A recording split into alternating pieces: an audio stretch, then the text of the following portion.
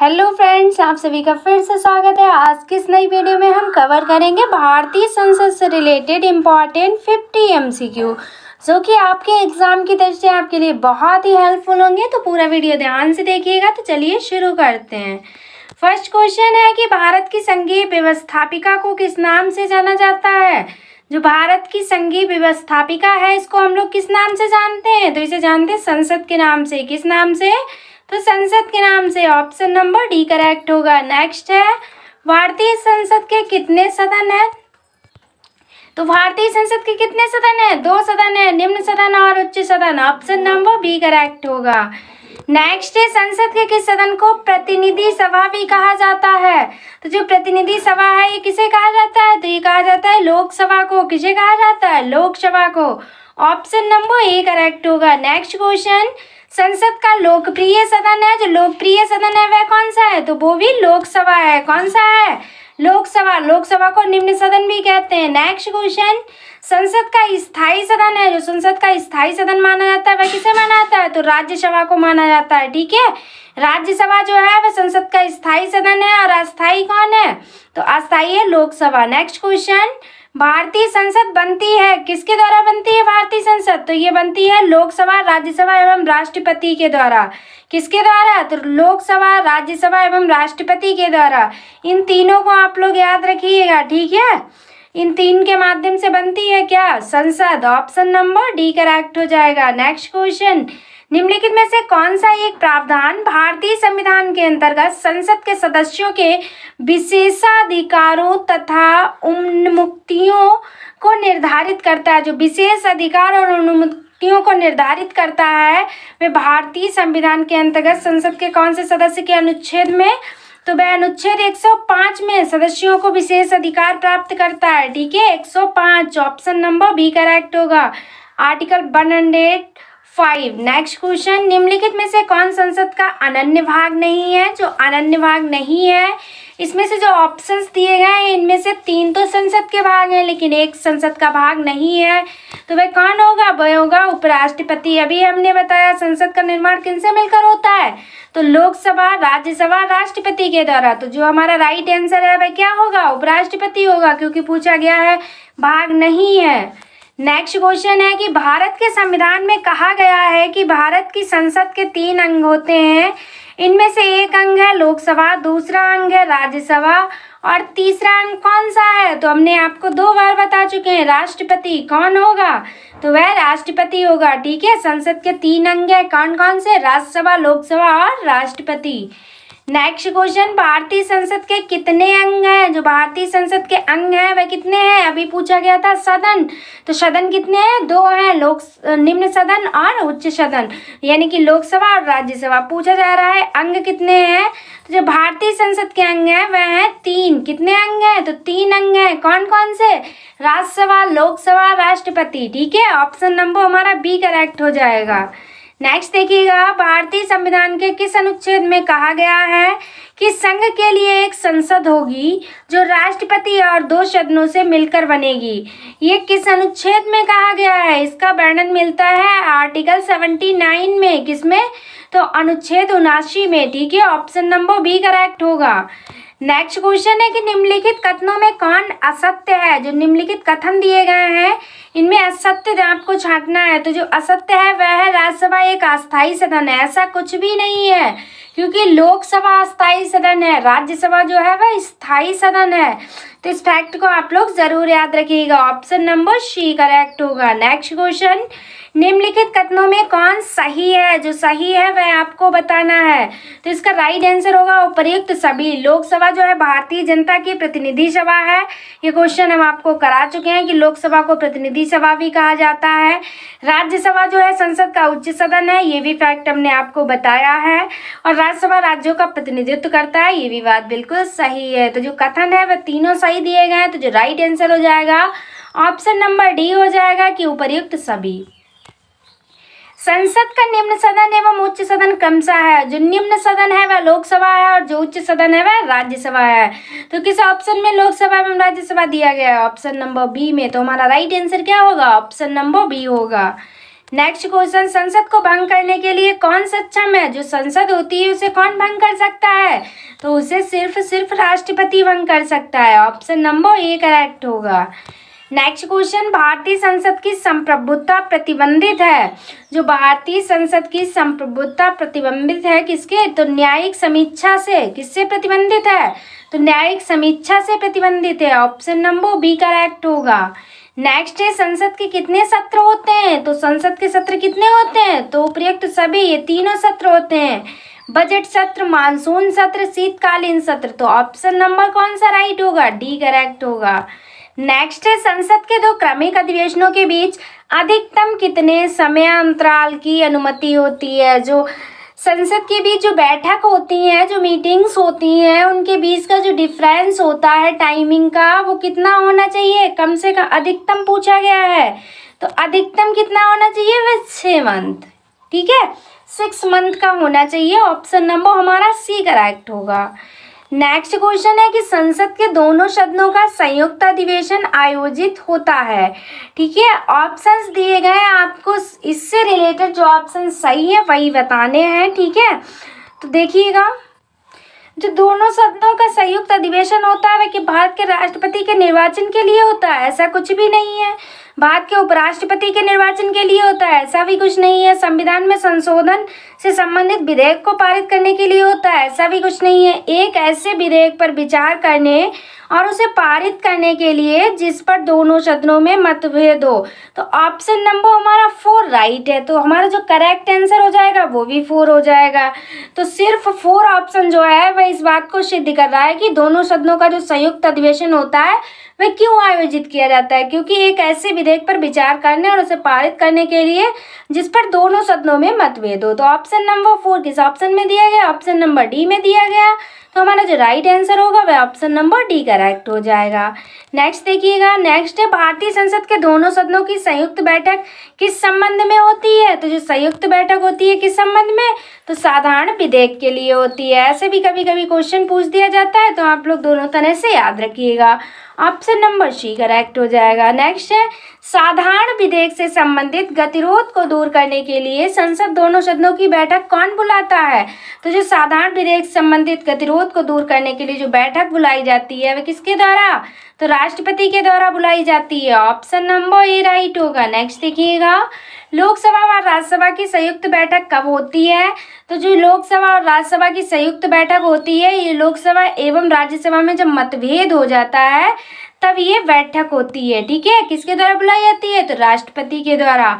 Option number B correct होगा। Next, संसद के दोनों सदनों के साथ बैठने पर निम्न होता है। ठीक है, जो संसद के दोनों सदनों के साथ बैठने पर एक बिल जिस पर दोनों सदन सहमत ना हो उस पर विचार करना और पास करना इसका मुख्य उद्देश्य होता है। ठीक है, ऑप्शन नंबर सी करेक्ट होगा। नेक्स्ट है, यदि किसी सामान्य विधेयक पर राज्यसभा और लोकसभा के बीच गतिरोध आता है तो उसका समाधान कौन करेगा? तो फ्रेंड्स, अगर राज्यसभा और लोकसभा के बीच जो मतभेद आएगा तो उसका जो समाधान करेगा वह संसद का संयुक्त सत्र करेगा। ठीक है, ऑप्शन नंबर सी राइट होगा। नेक्स्ट है, स्वतंत्र भारत के संसदीय इतिहास में अभी तक कितनी बार संयुक्त बैठक यानी कि अधिवेशन बुलाई गई है? तो स्वतंत्र भारत के संसदीय इतिहास में अभी तक जो बैठक बुलाई गई है वह 3 बार बुलाई गई है। ऑप्शन नंबर सी करेक्ट हो जाएगा। नेक्स्ट क्वेश्चन, क्या राष्ट्रपति या उपराष्ट्रपति कभी संयुक्त अधिवेशन की अध्यक्षता करते हैं? तो इसका जो राइट आंसर होगा वह होगा कभी नहीं। ठीक है, उपराष्ट्रपति जो होते हैं ये संयुक्त अधिवेशन की अध्यक्षता नहीं करते, राष्ट्रपति और उपराष्ट्रपति।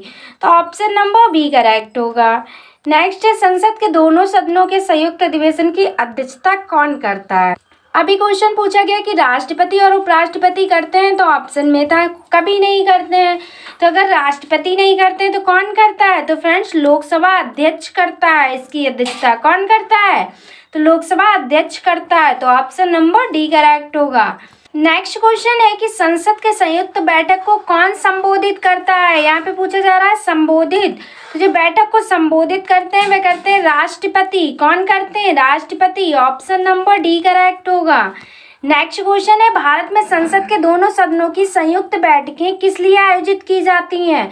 तो भारत में जो संसद की दोनों सदनों की संयुक्त बैठकें आयोजित की जाती हैं तो वह उस विधेयक पर विचार करने और उसे पारित करने के लिए जिस पर दोनों में मतभेद हो, यानी कि लोकसभा और राज्यसभा के बीच।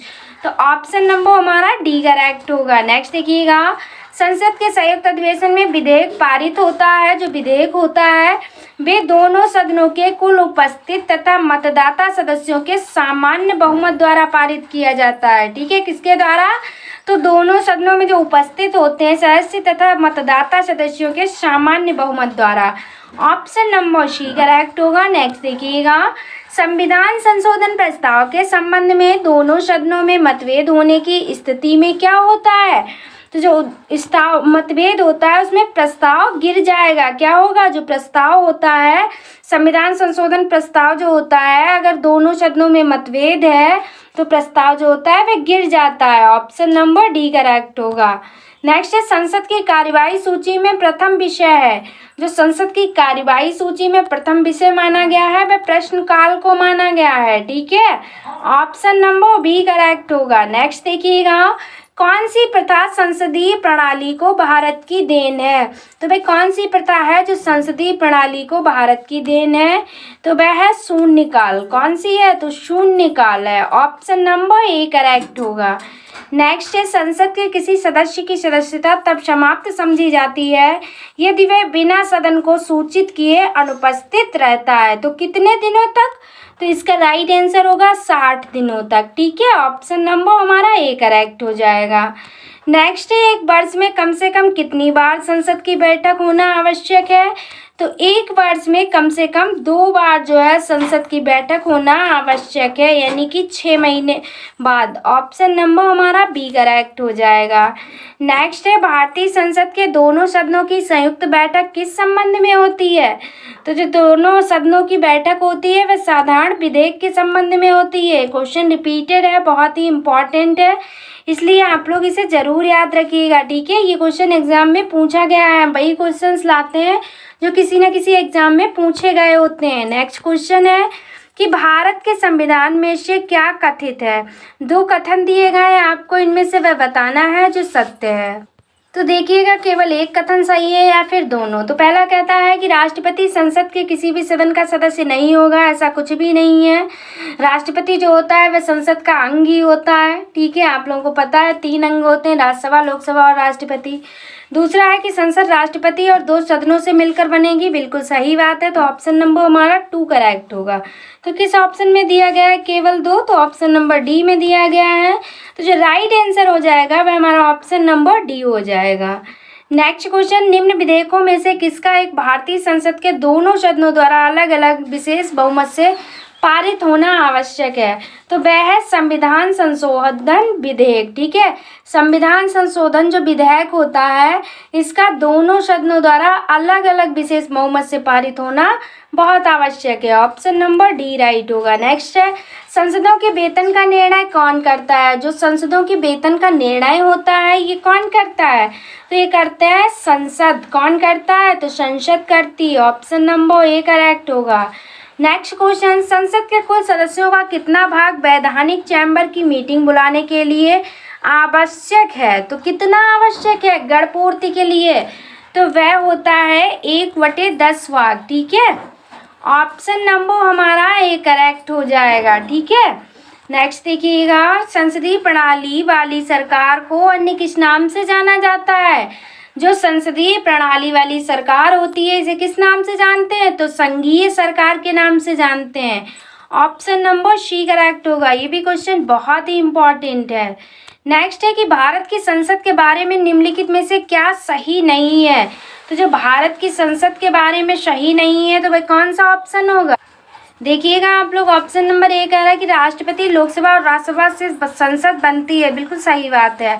लोकसभा में मनोनीत सदस्य नहीं होता, ऐसा कुछ भी नहीं है। राज्यसभा को भंग नहीं किया जा सकता, सही बात है, क्योंकि राज्यसभा जो है स्थायी सदन है। राज्यसभा के कुछ सदस्य राष्ट्रपति द्वारा नामो निर्देश होते हैं। हाँ, ये भी बात सही है। कितने सदस्य किए जाते हैं? तो 12 सदस्य किए जाते हैं। तो हमारा जो ऑप्शन नंबर संसद के बारे में नहीं सही है वह ऑप्शन नंबर बी नहीं सही है। जो हमारा राइट आंसर हो जाएगा वह ऑप्शन नंबर बी हो जाएगा। ठीक है, नेक्स्ट देखिएगा, संविधान लागू होने के बाद सर्वप्रथम त्रिशंकु संसद का गठन कब हुआ? ये क्वेश्चन बहुत इंपॉर्टेंट है। जो त्रिशंकु संसद का गठन हुआ ये 1989 में हुआ, 1989 में। ऑप्शन नंबर बी करेक्ट होगा।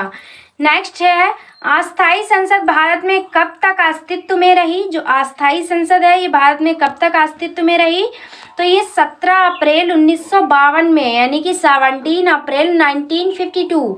ऑप्शन नंबर हमारा डी राइट हो जाएगा। नेक्स्ट है, भारत की पार्लियामेंट यानी कि संसद का उद्घाटन कब हुआ?